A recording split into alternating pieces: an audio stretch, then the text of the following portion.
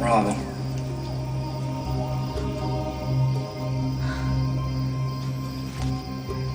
Stone. Rob. What on earth are you doing down here? How can you be here? I don't even want to question it. You question everything, Robin. That's part of what I love about you. But how can I be talking to you and seeing you?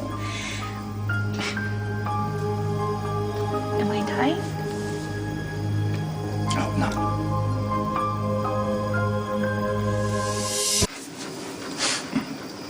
I missed you, Robin. I missed you so much.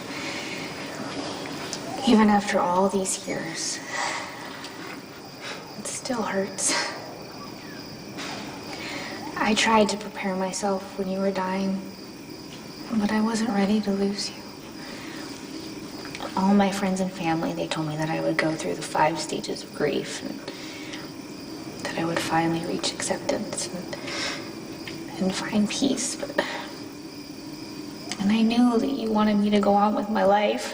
Yes, when you were standing in front of the window on that last morning, I could let you go then, because I knew you would go on. But I've always carried you with me. I've never let go. I've never forgotten you. God, I remember the first time that I met you. I remember thinking... What an obnoxious jerk. No, what a cute, obnoxious jerk you were. Remember when we went joyriding in Sunny's Jag? And I talked you into putting the pedal to the metal and you got pulled over by a state trooper? Yes, we were going so fast, I was terrified. Oh, we got so busted. I remember seeing the red flashing light in the rearview mirror. For sheer terror. Nothing can match what you talked me into doing. Getting up in front of everybody at the nurses' ball and doing that scene from Romeo and Juliet? Sorry. Yes. And that night that you went bungee jumping, you weren't even scared. I was so scared for you. I can still see your face standing on the edge of the ledge. I could hear you screaming as you fell the entire way down. You were so... alive. happy. You made me so happy. Honestly, it was the best time of my life. Even though I left you to live with HIV? We were teenagers when I died. You've had all these years to build me up in your memory, and you forget the ways I failed you. You didn't fail me. You were the love of my life. I was careless. I slept with a girl I knew did intravenous drugs. I only got tested for HIV once. I told you that you were safe with me, and it wasn't true. We made those mistakes together. It wasn't your fault. You still can't let yourself get angry at me. Even after all these years. You need to see me for who I was. And you need to let me go. Or you really cannot move on.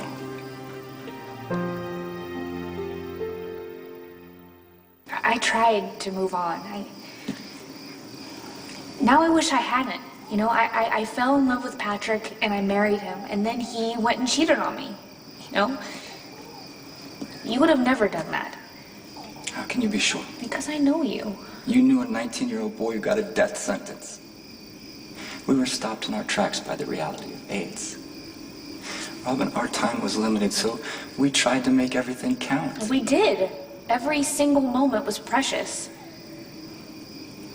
What if I hadn't gotten sick? What if I had lived? What if we had followed our dreams? Would we have fallen apart? Would we have argued? No, we would have figured out a way to be together. Our love was that strong. Tell me about Patrick. Tell me, why did you fall in love with him? I don't know, at first I thought he was an obnoxious jerk. Single pattern. I thought he was a cliche, you know, a brilliant surgeon with a god complex, chasing everything in a skirt. What changed your mind? There was this one surgery. Patrick had blood-on-blood contact with an AIDS patient, and he had to do a drug therapy to prevent infection. We talked a lot in those days, and I got to see this side of Patrick, you know, this vulnerable side that he didn't show to the rest of the world. And he got to see me, you know, someone that faces her fears. And I don't know, when it was all said and done, I was able to see Patrick for this kind, vulnerable man that I wanted to marry. Then you got everything I wished for you. I believed Patrick when he said that he wanted to commit to me, to be a husband and a father. But he didn't change, you know, and you can't have things both ways. Making a new life with someone while holding on to the past. Exactly. Kind of like what you're doing with me. I'm not excusing what Patrick did. I'm just saying there's two sides to everything. Wait a minute. You're comparing my husband cheating on me to me honoring the memory of someone that I loved? How have you been honoring me? What kind of question is that? Humor me. Oh, I don't know. The photo albums and a diary, you know, sometimes I get it out and I read it. How often? I don't know. Something really sad happened last spring, so I read it then. And Patrick knows you're reading your old diary about your first love. Well, so what? You know, he wasn't very nice about it, which baffles me because what happened with us happened a long time ago. I mean, long before I even met Patrick.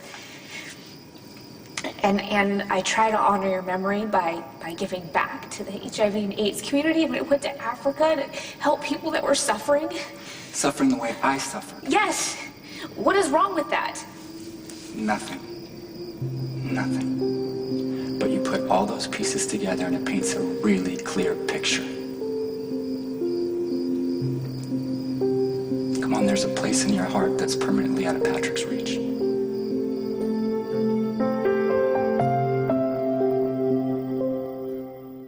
Robin, do you wish you died when I did? No. No, never. I love my life. I love my career. I love my friends. My family. I have a daughter, Emma. The daughter that I never thought I could have. I almost named her Anna Karen, like you and I had talked about, but Emma's not some child that I dreamed of. She's real. She's my daughter with Patrick. I can't let her grow up without me. She needs me, so I have to get home to her. Then you will. I'll always love you, Stone. I know. That is why I'm here. Because I'm part of you.